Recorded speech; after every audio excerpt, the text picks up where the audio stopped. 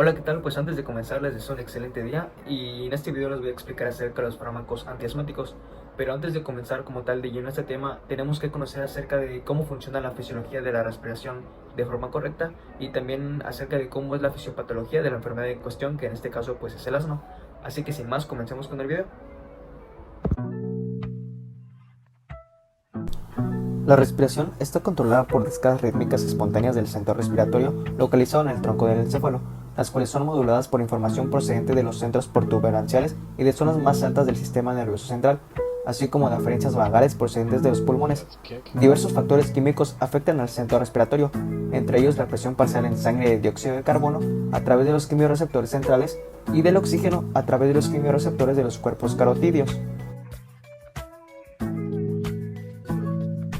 Los receptores de irritación y las fibras nerviosas aferentes no mielinizadas responden a los irritantes químicos y al aire frío, así como a los mediadores inflamatorios. Las vías eferentes controlan las vías respiratorias y engloban los nervios parasimpáticos colinérgicos y las neuronas inhibidoras no adrenérgicas ni colinérgicas. Los mediadores inflamatorios y otros broncoconstrictores también desempeñan un papel en las enfermedades de las vías respiratorias.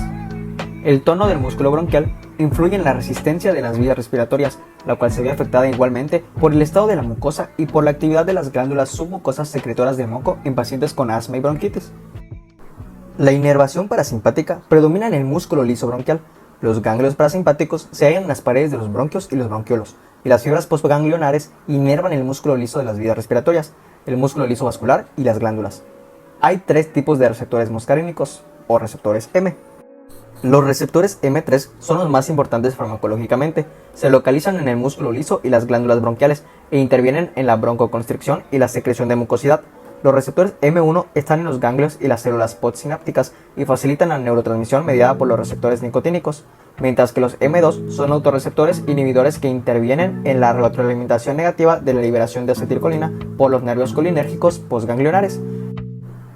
La estimulación del vago produce broncoconstricción, especialmente en las vías respiratorias de mayor calibre.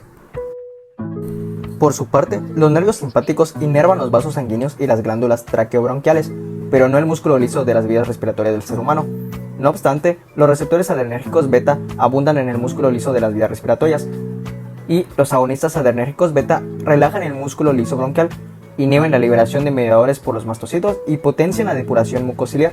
En el ser humano, casi todos los receptores adrenérgicos beta de las vías respiratorias pertenecen al subgrupo beta 2.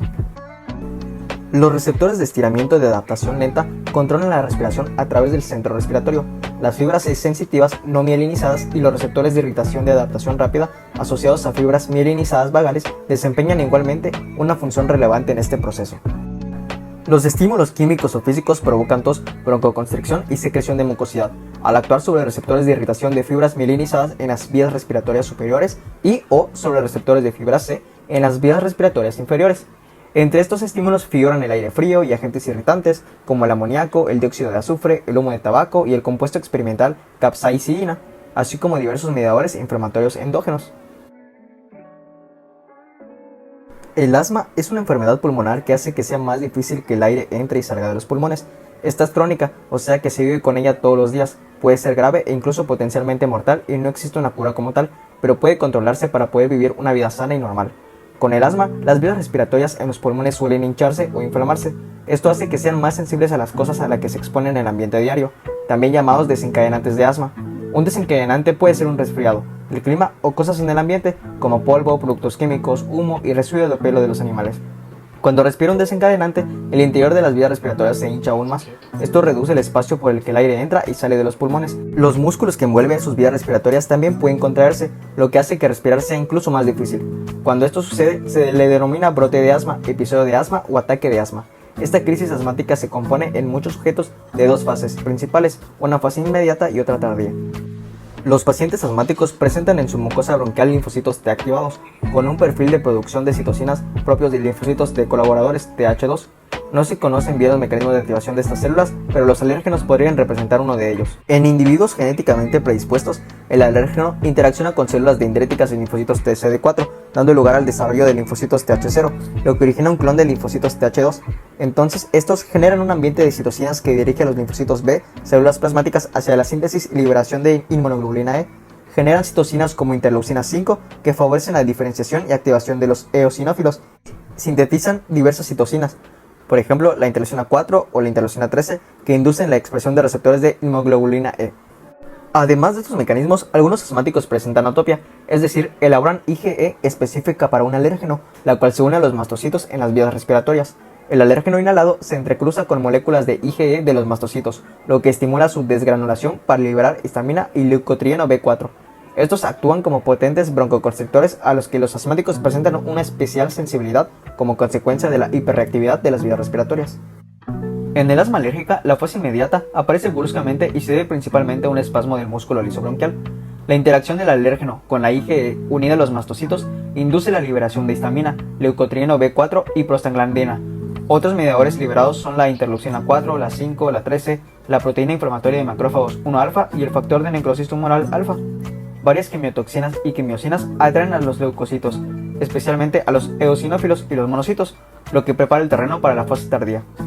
La fase tardía o de respuesta retardada puede ser nocturna. Se trata en esencia de una reacción inflamatoria progresiva, cuyo inicio tiene lugar a lo largo de la primera fase y en la que reviste una especial importancia la llegada de los linfocitos Th2. Entre las células inflamatorias se encuentran los eosinófilos activados. Estas células liberan cisteínilileucotrienos, interleucinas 3, 5 y 8 y las proteínas tóxicas proteína catiónica eosinófila, proteína básica principal y neurotoxina derivada de eosinófilos.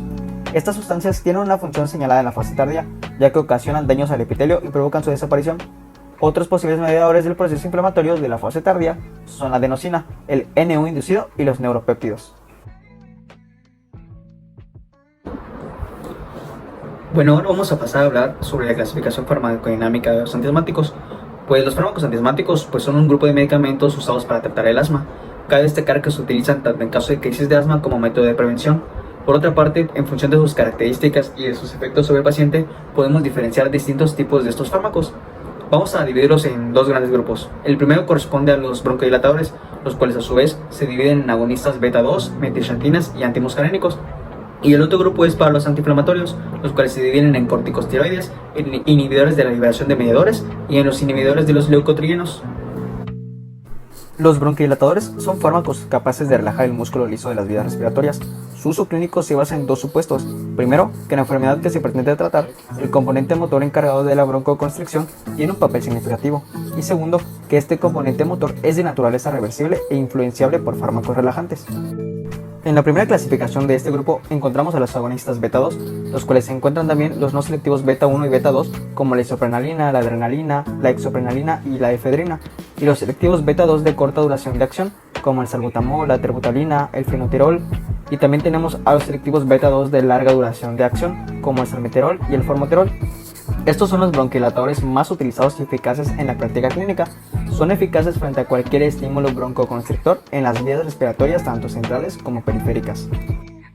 En el caso de las metilxantinas, además de la teofilina anhidra, debido a su escasa solubilidad, se usan derivados que la liberan en el organismo.